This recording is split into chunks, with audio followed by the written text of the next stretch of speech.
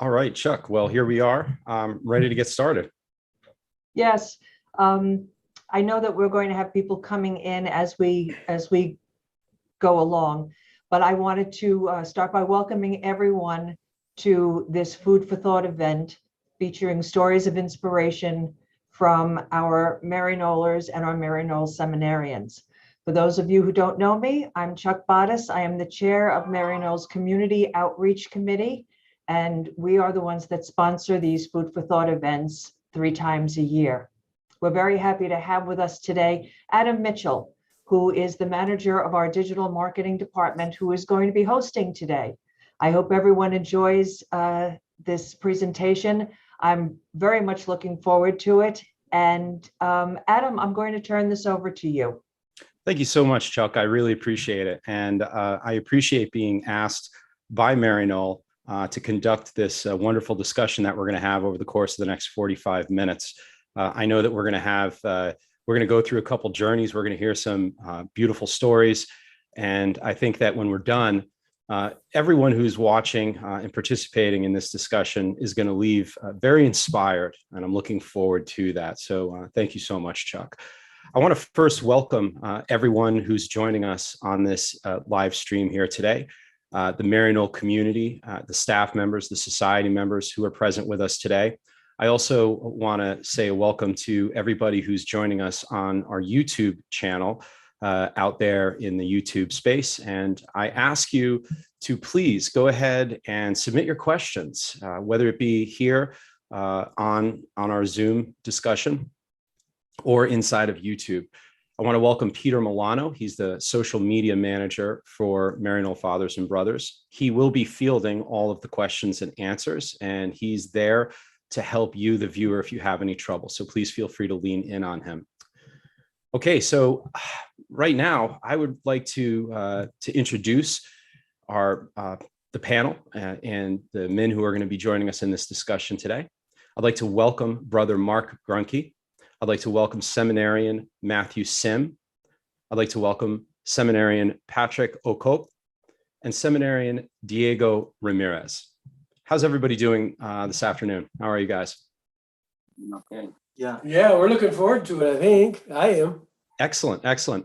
Brother Mark, I'd like to start off with you. And I'm wondering if we could take a few moments and you can share with us the initiatives that Maryknoll has at the Chicago House and everything that goes on there. What does the day-to-day look like?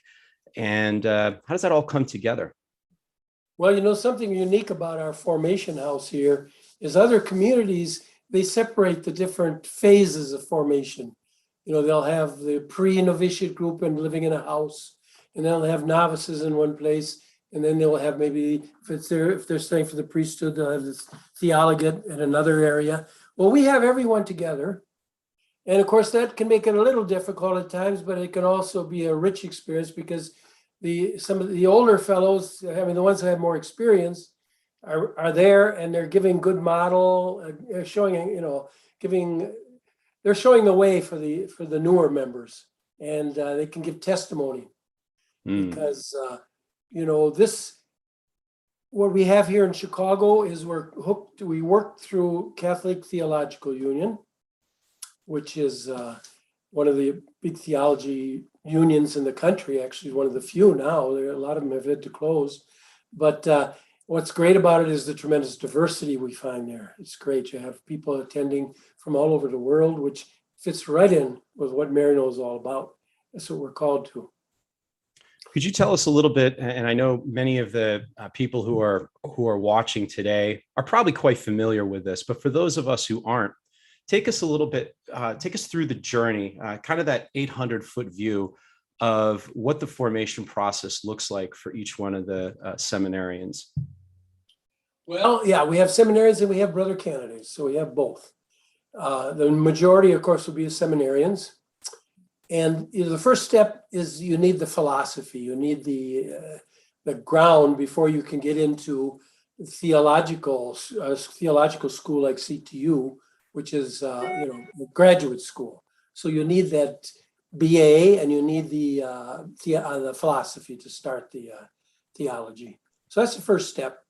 But After that, the very first year would be what you call the spirituality year. It would be comparable to a novitiate year for most of the religious congregations. They call it novitiate year. And that's here in Chicago as well. Then, right after that, they'll end by taking their first oath with Maryknoll.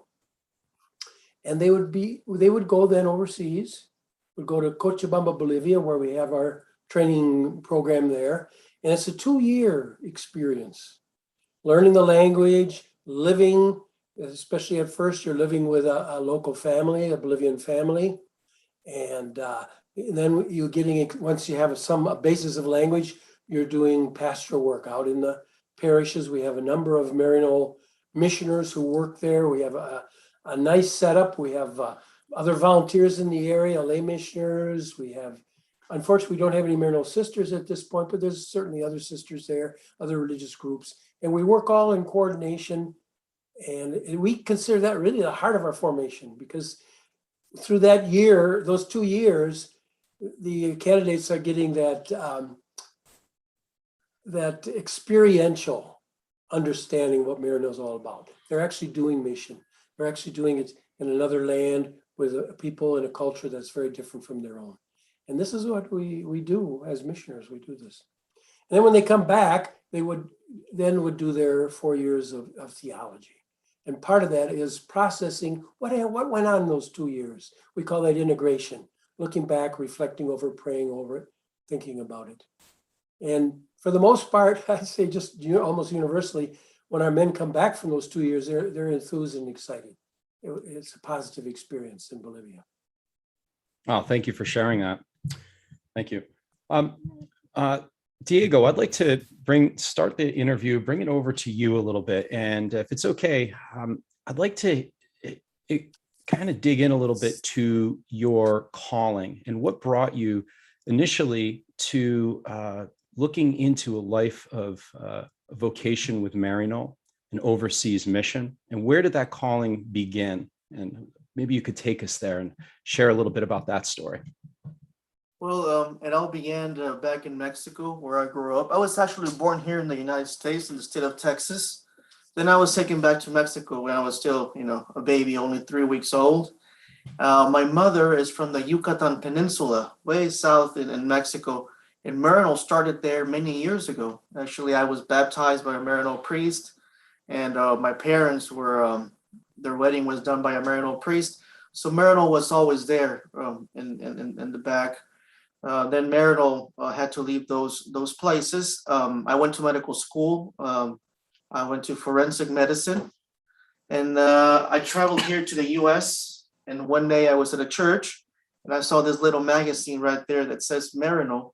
So I picked up the magazine.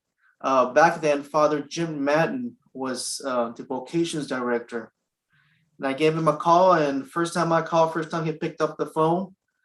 We got in contact. That's how everything started. Oh, that's wonderful. And then from that point, what was your entry like into Maryknoll, and what were those steps? Well, first, I had to do some philosophy credits. So I went to St. Joseph Seminary in Covington, Louisiana, right outside of New Orleans, with the Benedictine monastery. I was there for 2 years. Later, I came here to Chicago House to do my spirituality year, and then 2 years in Bolivia. And then if I could maybe ask a little bit about Bolivia and your experience there. That was was that your first time, as I'm hearing it, that was your first time traveling with Maryknoll and going into a mission? Yes, that was my very first time. Like I said, it was a 2-year experience in Bolivia. Bolivia is similar to the country where I grew up, Mexico. But I had the chance and the privilege to learn Quechua, which is one of the 2 major native languages of the country. So once I got there, my first 6 months of language school, my companions were in Spanish classes, and I was taking Quechua. after the period of language studies, I went to a community on the countryside of Cochabamba, near the mountains, to the Peruvian border, in a small community that was called Bacas. It's a very old Inca settlement, and the whole population there spoke Quechua. So I was working with a priest, a native priest, raising llamas, and Wow. also growing trees for reforestation, and also with women that were knitting with llama thread to sell products. One of the things, Diego, I like to ask when, on some of our podcasts and I'm interviewing and having discussions with some of the society members, is I like to really return in our discussions to when they stepped off the plane, or the first moment they stepped onto the ground of where they're going to be spending the next several years of their life, and what that felt like. For you, it must have, if I'm hearing you correctly, you were pretty accustomed a little bit, at least to the culture. You were comfortable. You knew the language, although there was the indigenous language. But what did that feel like for you when you first got there and you knew you were going to be staying 2 years there? What was that like for you? I was very, very happy.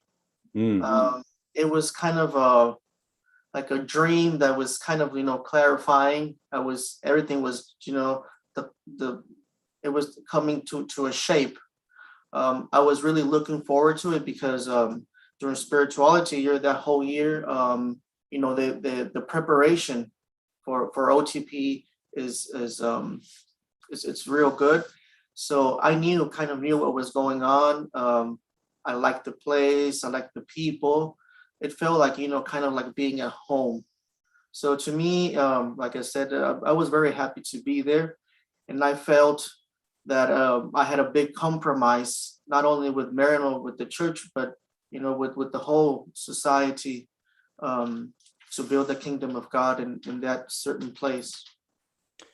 Was there a moment in those 2 years, Diego, that you can call back on that really made you feel confident that this was the right choice for you, that this was the right direction, that you were answering God's calling? Yes, especially during the hardest part of the pandemic. I had the privilege to work as a medical doctor in Bolivia, as a volunteer at one of the local hospitals. And, being there day by day, almost 2,000 patients were treated there while I was in the clinic. And out of 64 medical doctor staff that we were there, only 2 of us never got the virus. Wow. So to me, it was a clear sign that, God was with me, and that I was doing a little something for the people, and, fulfilling my vocation in Maryknoll. Wow. Thank you for sharing that. I'd like to move the interview over. Patrick, yep, there we go.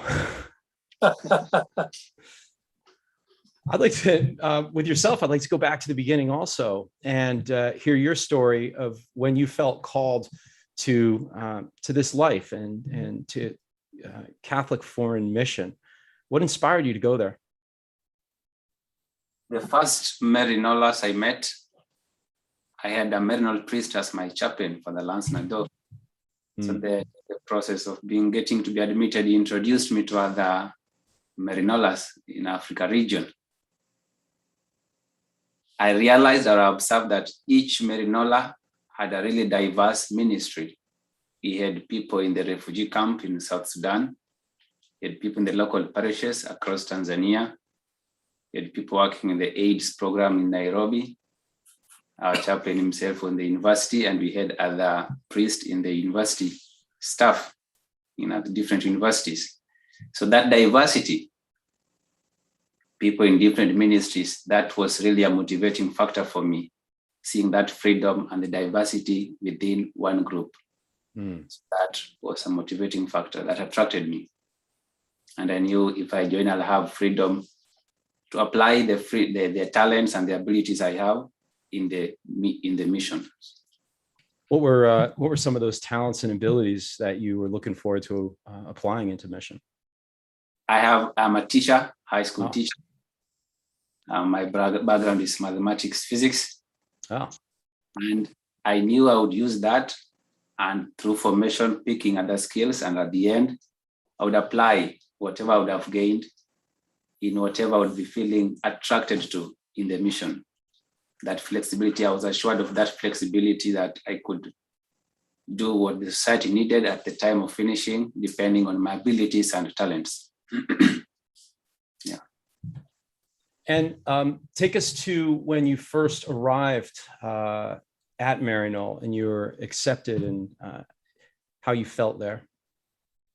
Maryknoll, Nairobi, or Maryknoll, Chicago? Maryknoll, Chicago. We'll go there. The welcome was good. What I appreciate that I met two people in formation, Father Hill, Jonathan Hill, and Father Greg McPhee, who had met in Nairobi. Mm. So they helped me in transitioning into the house. That was very good. But the challenge I had was the sense of community here was different from what I had experienced in Nairobi. Can you share a little bit about that? What does that mean? In Nairobi, we do most of the things together, driving to school together, breakfast together, lunch together, in school or in the house, dinner together, playing soccer together. Like, it's a social-centric community. So we did most of the stuff together. I came here, I looked at the schedule, the house schedule. We were meeting for morning prayers. And then in between, people, you had to work on what you had to do. You have to figure out what to do. But then we had some sessions in the morning, but there was a lot of free time in between that most people on themselves, and I was not used to that. So that was challenging, was really challenging. And then the evening could get together for prayers too, and the meals.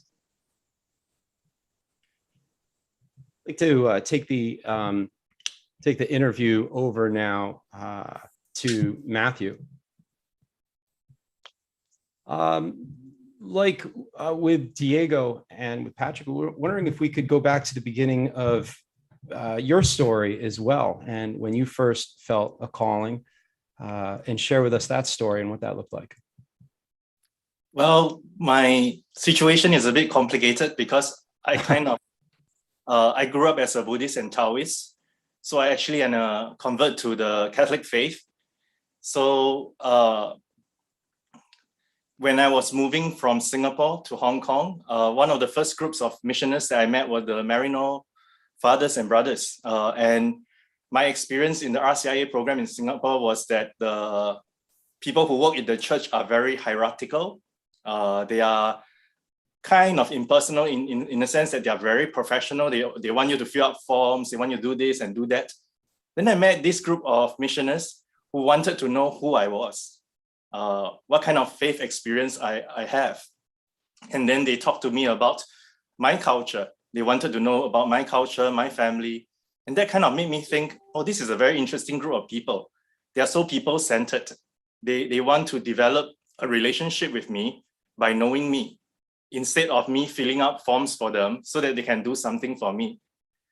And then I got this idea that the priest that I met, Father Sloboda, that he was so kind. Like, he always made time to talk to me, answered questions about discernment processes, made many encouragements, suggestions for me to talk to my family.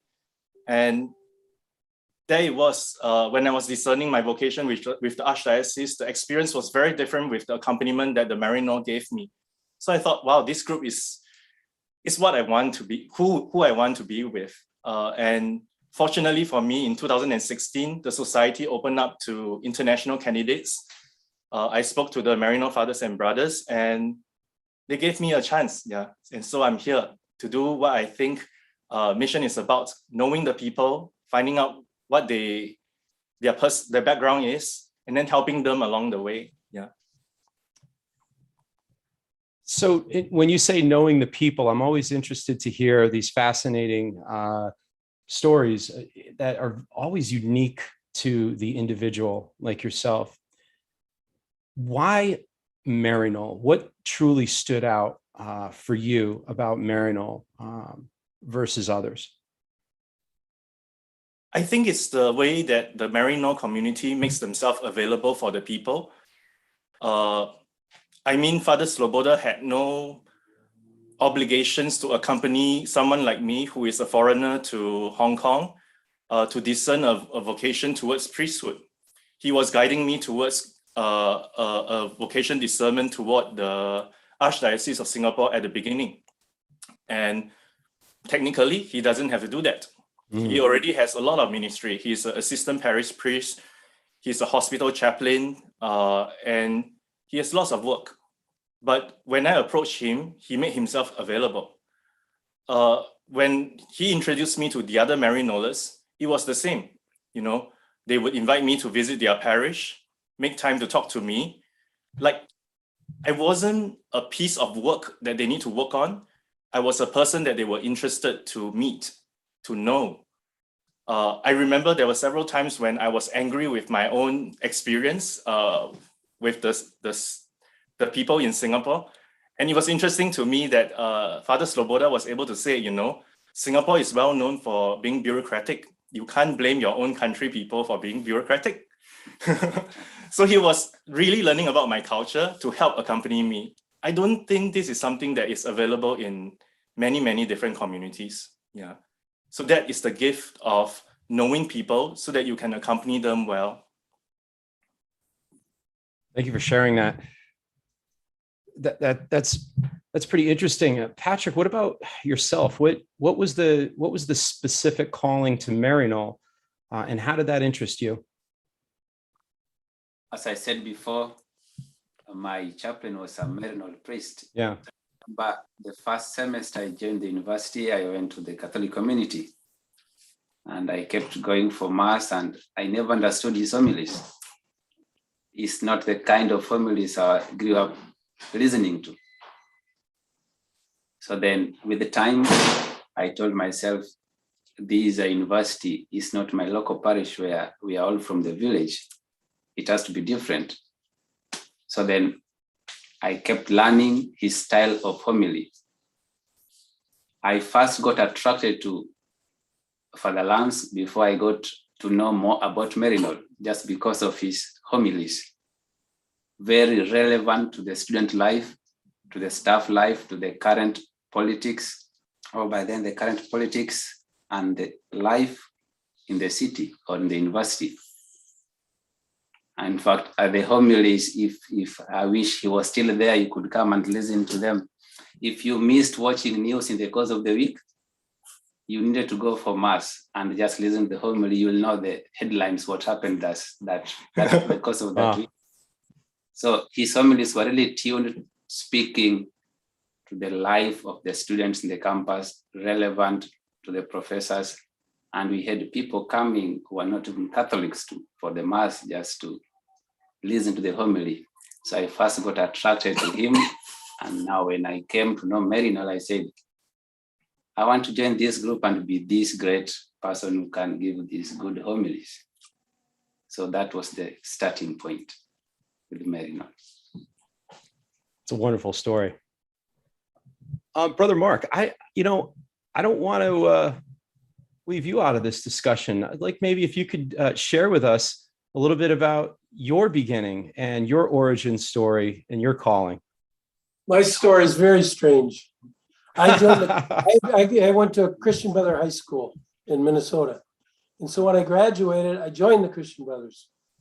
And while I was in my training period, we had some students from other countries with us. And there was a Nicaraguan. He had very little English. So the novice master asked me to help him with his English. So I was doing that. I would work with him every day, about an hour, teaching him English. And then it got so every evening we go for a walk, he'd be teaching me Spanish. So that was kind of nice. I learned Spanish that way. And, but growing up in Minnesota, I had absolutely no interest in being a missioner ever. I was so happy where I was. I thought I was living in paradise. But getting to know this Nicaraguan, there was a point where he was going to go back home and later on in formation after novitiate, but was still in college studying. And he was going to go back home for the summer. And he said to me, he said, Mark, he said, if I can get a way to bring you down to Nicaragua, would you go and visit my family and see where I come from? And I said, oh, of course, thinking he could never do that, right? In those days, especially. Well, he swung it because I was a biology major. And at the time there was a biology teacher who was in England studying, and he'd take another month to get back. And so they needed somebody to fill in. So I went down and did my practice teaching between sophomore and junior year of college. And it was a powerful experience. And what I loved most was the warmth of the Nicaraguan, the Latino culture. It was wonderful compared to Minnesota, which is Nordic. You know, Sorry. Anyway, so yeah, so that attracted me. But you know, I really at that point started thinking of mission. I just saw some of the tremendous needs that were there and what I could do and so on. But I wasn't personally ready. So I continued with the Christian Brothers for a number of years, about 10 years. And then I thought, well, it's time for me to explore. So at that time I was studying, I was actually in a nursing program in St. Paul. And during a summer vacation, I had the opportunity to go to Guatemala with the Minnesota New Ulm Diocese. So I was at that diocesan mission. Well, on the lake there, Lake Titicaca up there in the, no, it's not Titicaca, Lake no, it's San Lucas Toliman, Lake, what's the name of the lake? Anyway, we're on the lake, and there were Maryknoll sisters had a mission on the other end of the lake. And so one day we went over to visit them. And I was so impressed with the work that the Maryknoll sisters were doing. They're the ones who really were my introduction to Maryknoll. And they had another Dominican sister with them, because they're Dominicans, Maryknoll sisters, who was on a contract with them. And I said, you mean somebody from another group can join you on a contract? They said, yes. I said, sign me up. And I meant it, you know, sign me up. I'd worked with the sisters for 5 years. Well, they said, no, you go talk to the priests and brothers. So I did. So that's how I came to Maryknoll, through the Maryknoll sisters. But it was beautiful work they were doing, living in a little village, working with catechists coming down from the mountains. Now, these catechists were risking their lives, because this was in 1981, Guatemala was at war, and the army was killing any of the indigenous leaders were being killed. So these catechists coming down to learn Bible, take it back to their people up in the mountains, were putting themselves at great risk. But it was beautiful, the sisters there working with them. Yeah, it really inspired me. Thank you, Brother Mark. I'd like to pose a question as Diego, Patrick, Matthew, as sort of the new blood of Maryknoll, sort of the new face. I'm curious to hear your opinion of what foreign mission looks like today and into the future, because, you know, whether it be during the beginning years of Maryknoll, during the times of World War II, Vietnam era, foreign meant a lot different. And I'm wondering today what this means and how you're going to be carrying that forward. And what does foreign mission mean? And is it different? And am I asking the right question? I'm curious to hear your opinion here and how you feel. In my understanding, when Maryknoll was starting, foreign by then would mean we are forming seminarians, ordaining men, and sending outside the US for mission. There was need of the clergy more outside the US or the Western region too, are sending into Africa. Today, I think every mission land is receiving and sending. We receive people from all over and we send people to every place. Every corner now has a shortage of missioners. Yeah, and I would add to that. I think when the society was founded, the mission was about building churches, building big schools, hospitals, baptizing people, and that was like the key, you know, the prime mover for all the missioners to baptize people. And I think in the 50s, that kind of changed. We started looking at mission differently. Even today, we are not going out just to build churches, just to build hospitals. We are going out to places where there are already people who have been baptized. We are learning how to accompany these people during their life and learn from them new ways of doing things together, building Christian communities. Like what the Pope has been saying, a synodal church. That's what we are doing in terms of mission now for all the different mission works that we are still around in the different parts of the world.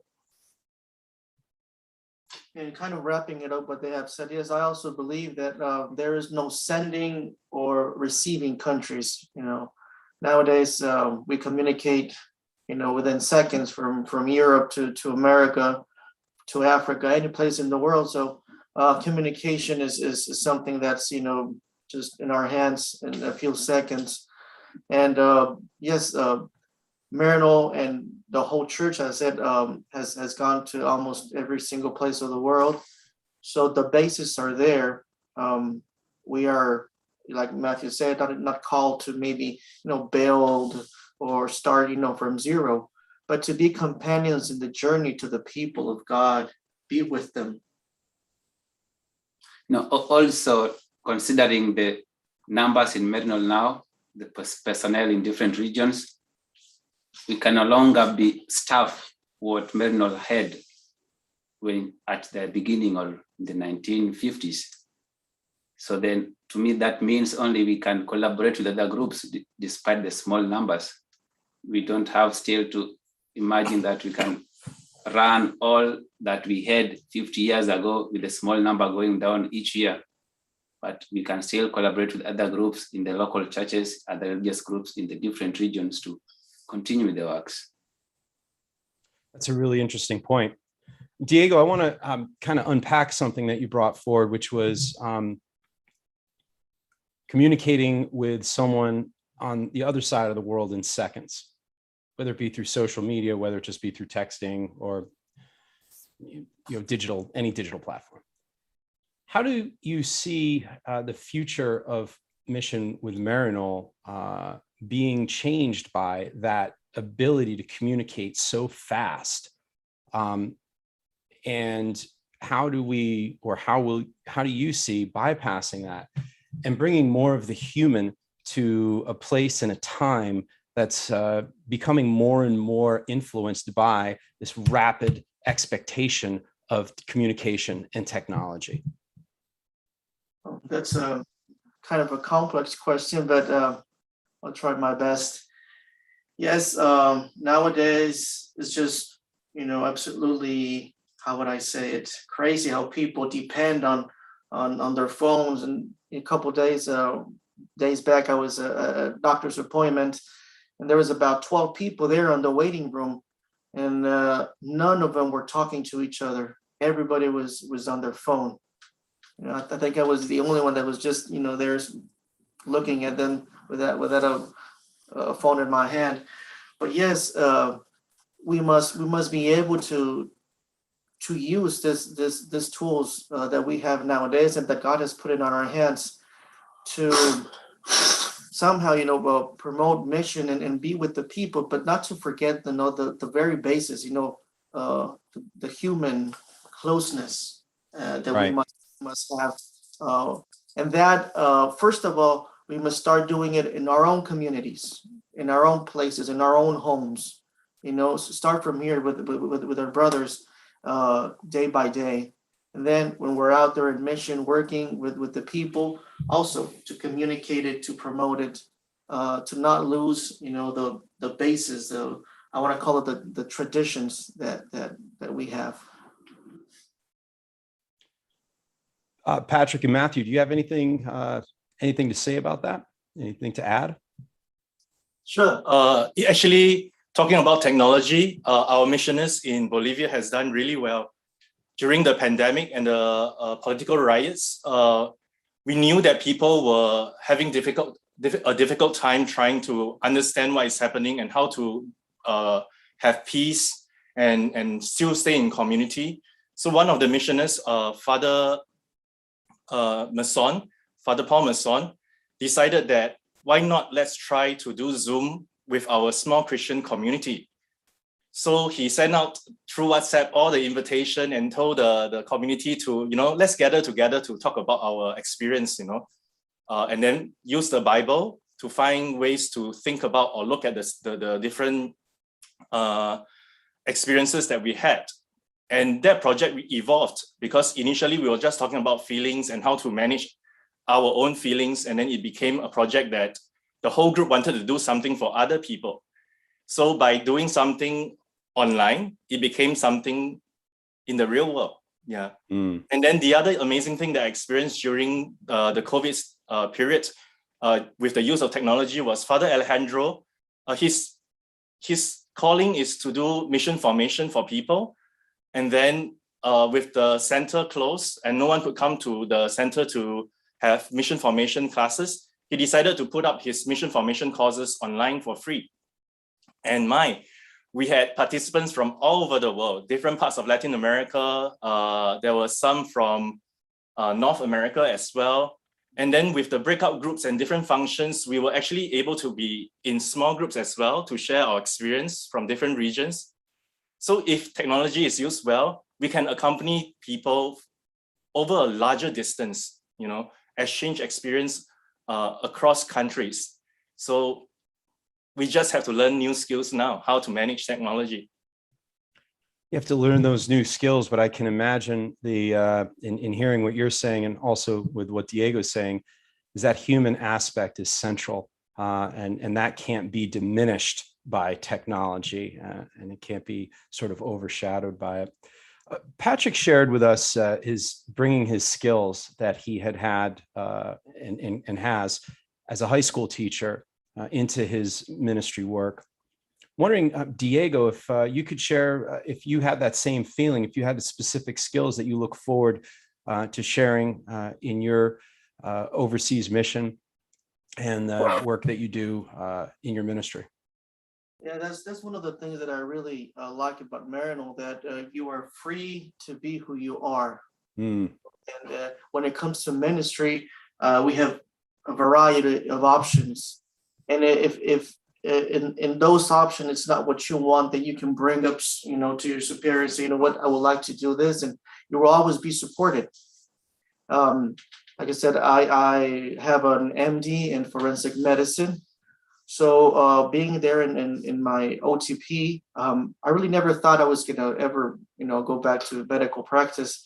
But then during the pandemic, churches were closed. Pretty much everything was closed because Bolivia, the government knew they didn't have the enough, ways of dealing with the pandemic. So they were very hard on it. At first they closed everything. You were not allowed to go out at all, only once a week. And, just during a certain amount of hours. So while I was there, the government made it very easy for me to transfer my degree to Bolivia. And I was able to volunteer at 2 local hospitals. One was private, where I was at the ER. Another one was at the oncology center, oncology, and also at the morgue.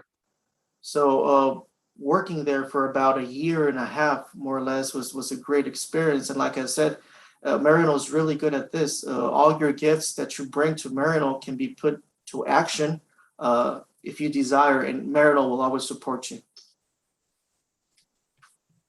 Thank you for sharing that, Diego.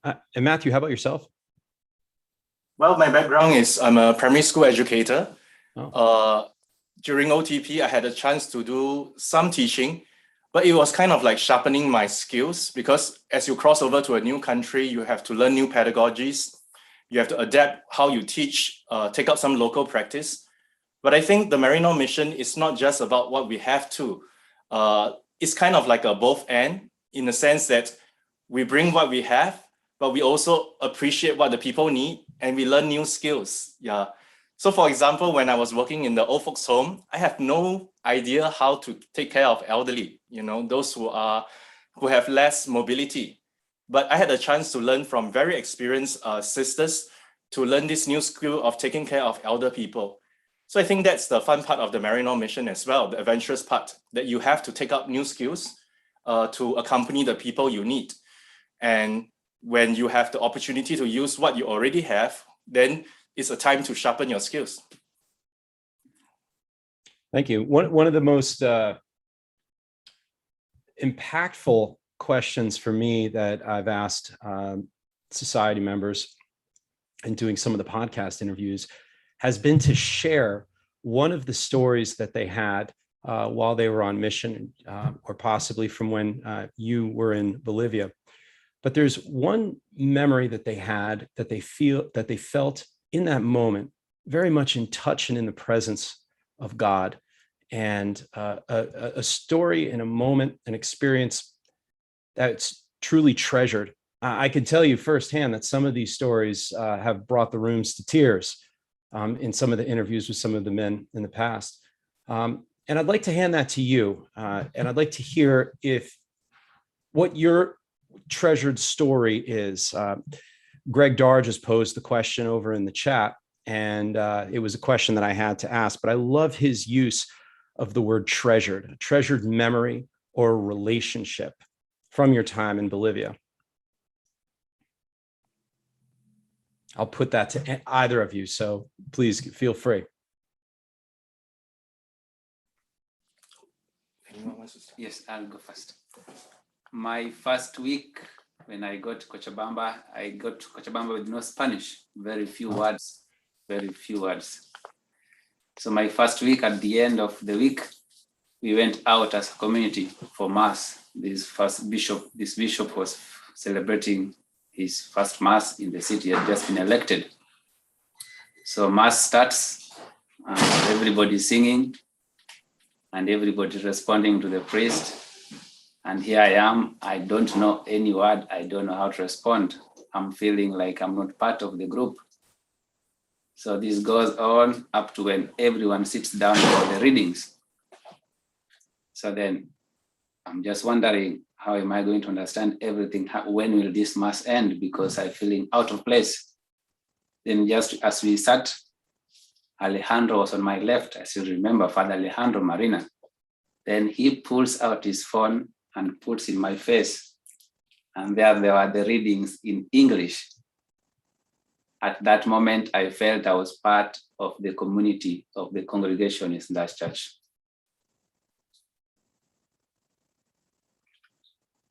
That's beautiful. Thank you for sharing that. Diego? In my case, I go back to the pandemic. I was working at a parish, like I said, on the outside of Cochabamba, in the countryside. And the pastor and I we were having dinner that day.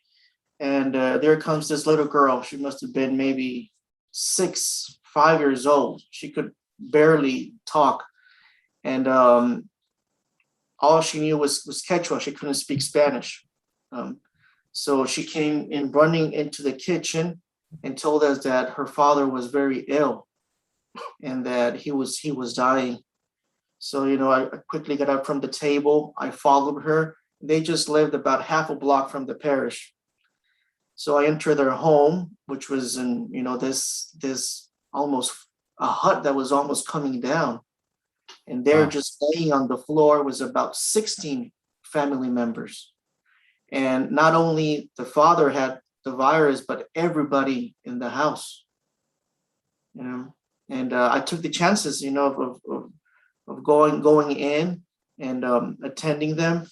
And the man was crying. He said, "I know I'm gonna die, and I have 8 children. My parents also are here, my wife, and other siblings." And he said, "I'm the only one that that provides for them, and I know I'm gonna die. I feel very weak." And in that moment, just looking at him and taking his vital signs, he was pretty weak and he was about to die. So I ran quickly back to the parish. The priest there had an ambulance that was donated by the government many years ago. It was an ambulance from the 1960s, Wow. So that's all we had. So we took the ambulance. We drove 2 hours to the city. I got the medication that I could, find. Went back to their home. I treated the man, and I would say it's a miracle. 3 days after, the man was okay.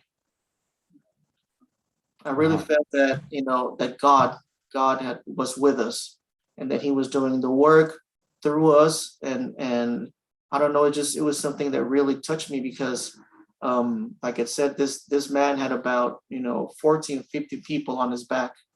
So him missing would mean a lot to the family. What an amazing story, Diego.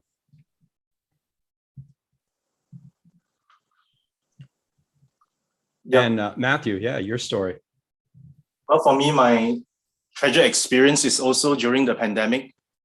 At the start of the lockdown in Cochabamba, a group of sisters approached Maryknoll saying that all their international volunteers have left, and many of their workers are not willing to do the stay-in arrangement. So within 3 hours, I was in the home with Charles and Ryan, thinking that we will start work the next day. But no, we were called to work immediately.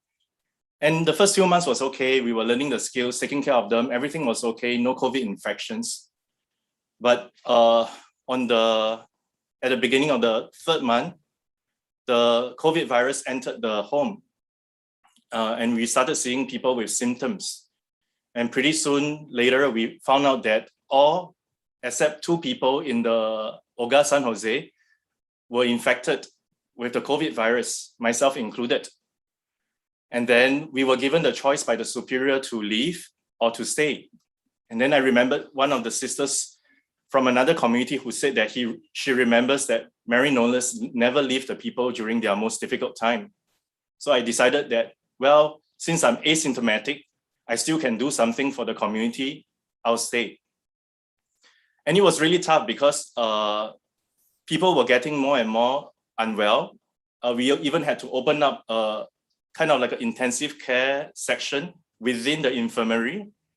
And because I had some training in first aid and occupational first aid, the sister told me that, why don't you go into the intensive care part to take care of the guys, And then that was a very difficult time for me, because from the time I wake up till about 8 p.m., I'm always in that room, because once I go in, I don't go out. And these are people that I've come to love over the first 3 months that I've gotten to know them. And seeing them struggle was really, really difficult for me. 7 of these men died while I was attending to them. I still remember doing chest compression on some of them, and I just wouldn't give up. But then the sister would tell me, no, it's enough. We have done enough, And every day we try to be strong for each other, the sisters and the other elders, but it just got worse and worse until this whole thing got featured in the news in Cochabamba. And finally, the government decided to do something for us, And by the time the 7th person passed away, I think the sisters noticed that I was really spiritually, emotionally, and physically drained, and told me maybe I should take a break in my room, And at that time, I was still kind of spiritually unstable, and I was thinking to myself, why did God ask me to come here to love these people? And when I've come to love them, they take them away. He takes them away from me, But my formator, my OTP director, told me to go for a retreat, and to reflect on this whole experience.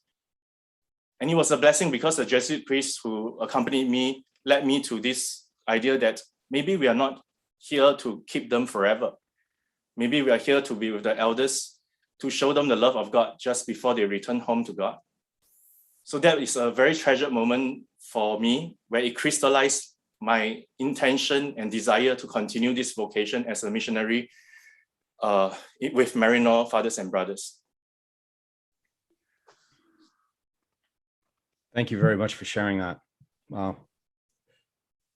Brother Mark, I don't want to leave you out of this discussion, because I'm sure that you've got quite a few. Would you be able to share with us one of those stories? That's a treasure for you.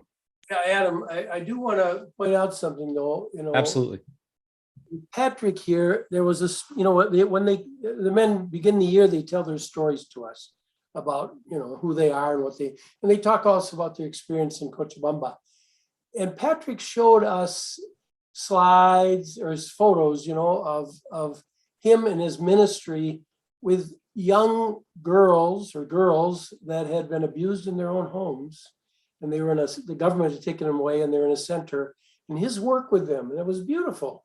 And I could see, I don't know if he wanted to say a few more words about that, but it was a sign, he's a teacher, but it's a special type of a teacher because of the relationships and the trust these young women had with him. It was beautiful to see. I don't know if you had to add anything more about that experience, but it was very beautiful. Yes, I worked in the home is called Hogar Nuestra Casa. I worked with girls between 9 to 20 years old. So they are girls who've been abused by close family members, mostly sexually abused. So the government puts them there to be able to recover and stabilize. So I worked with them for 6 months, morning and afternoon. And really, I was just there present to listen. If they were open enough, it took some time, but I was teaching the physics, mathematics, and some little of English. But then my first day at Hogar, when I was being introduced, the directress introduced me as hermano, which means brother. I knew that was not the right official name. I was a seminarian. But then when I went back that day, I said, I think that means I'm a brother. So I said, all my time here, I want to be a brother, and they will be my sisters. So we did the school assignments. We had time to visit places, but I was just present to be a brother to them, and they were sisters to me. And I think we worked so well. The girls are expected to leave the Hogar, the home, when they turn 18.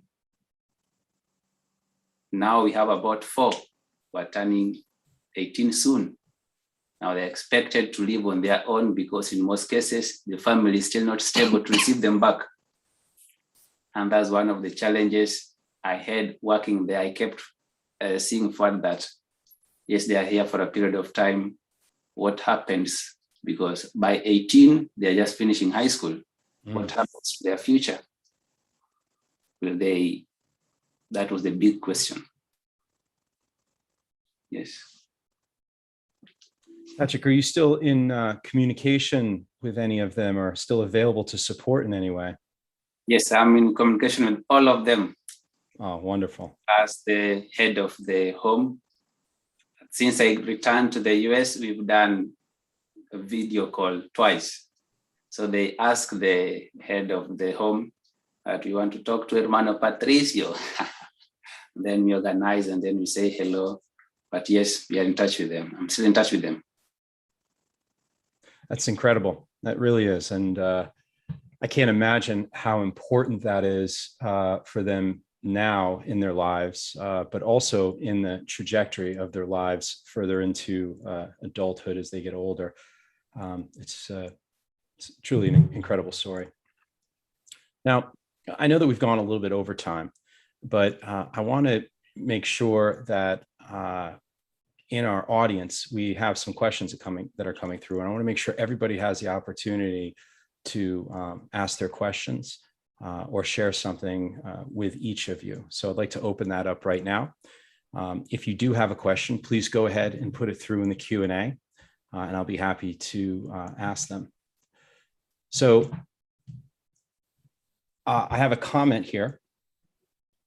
Father Jerry McCrane, God rest his soul.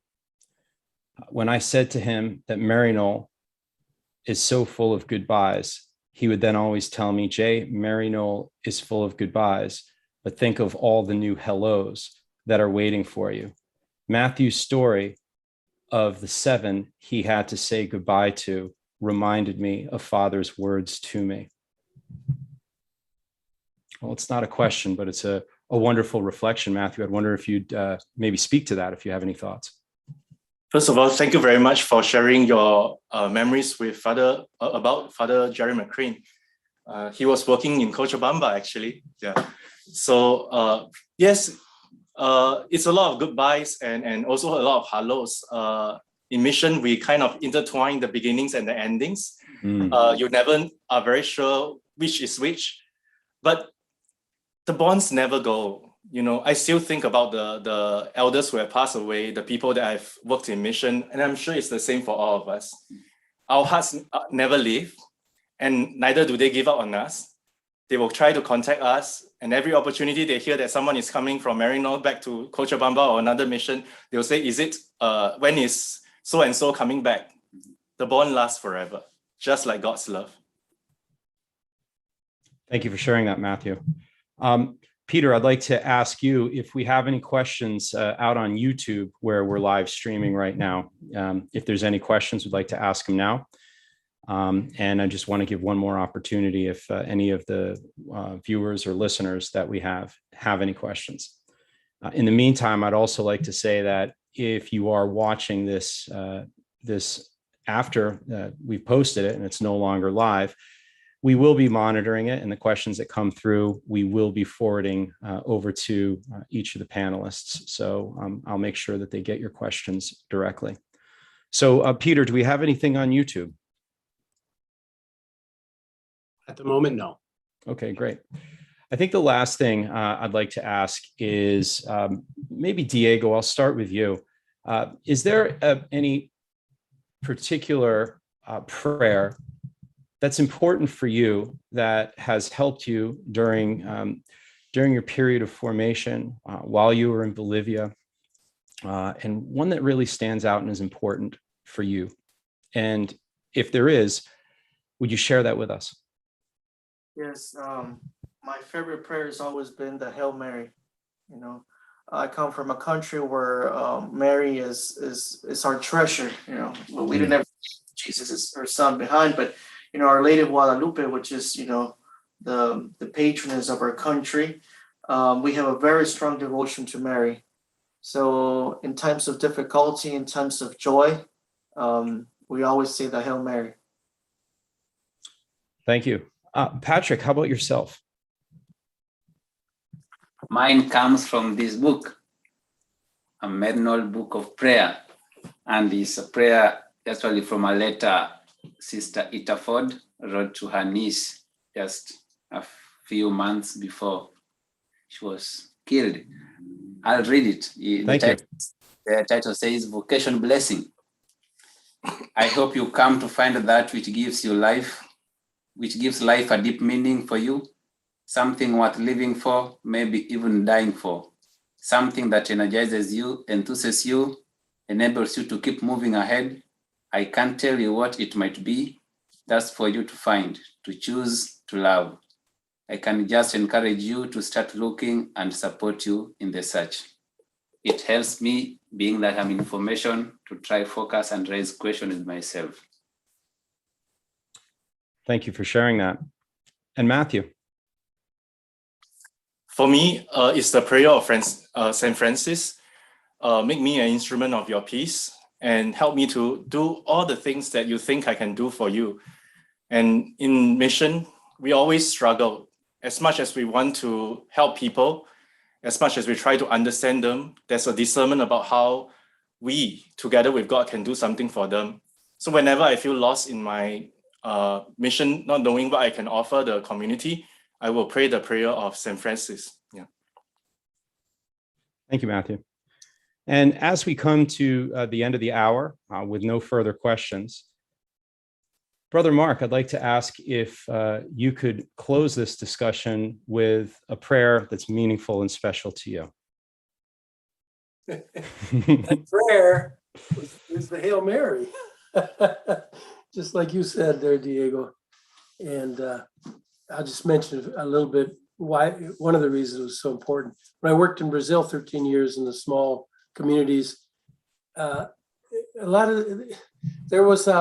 were other sects, Protestant churches that were very critical of Catholics because of our devotion to Mary, and they'd say you're idol worship and all that. So we'd go around to the communities and we'd present to them. We talk about the Hail Mary, we say, now let's see what the Hail Mary says. And we'd see that the whole first half of the Hail Mary are all quotes from the Bible.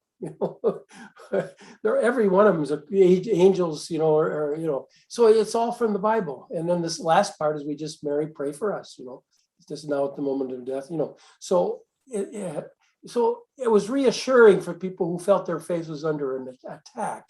But it was just wonderful to share that, and how the rosary, was the heart of these communities who go around to. They all would pray the rosary together. They'd have their local little saint statue, or even just a holy card. Each little household in the jungle there would have that, and the neighbors would come together. And certain time of the year they have a feast day, and that's what they pray, and they'd sing the rosary. It was beautiful, beautiful. And there's a tremendous devotion to Mary. So, I carry that in my heart. So are you asking me to pray it? Well, if you wouldn't mind offering a closing prayer, I would appreciate that. I think the viewers and listeners would as well. Okay, well, the prayer I'd like to offer is dear God, I am tremendously thankful for being in this job in formation. It's a tremendous privilege, God, that you have given me to get to know our men here who have come, have been called, are discerning, are giving themselves to this call to be a missioner, to go out and find you, dear God, in all the peoples, wherever they go.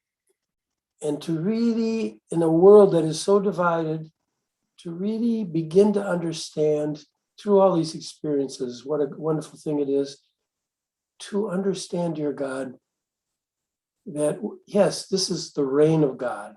God's reign is universal.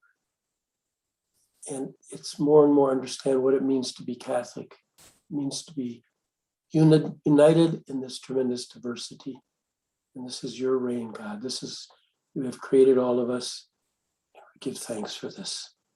Hail Mary, full of grace, the Lord is with thee. Blessed art thou among women, and blessed is the fruit of thy womb, Jesus. Holy Mary, Mother of God, pray for us sinners, now at the hour of our death. Amen. Thank you. Thank you all. I appreciate you taking time from your day, joining us here on the Food for Thought discussion. And I especially want to thank you for going into your hearts and sharing with all of us the beautiful stories that are unique to you, of your calling, and of the time that you've spent with the people. And I'll only speak on my behalf, but I really look forward to, in my time and career with Maryknoll, I really look forward to seeing the transformative work that each one of you are going to be offering the world into the future. And I want to thank you for that.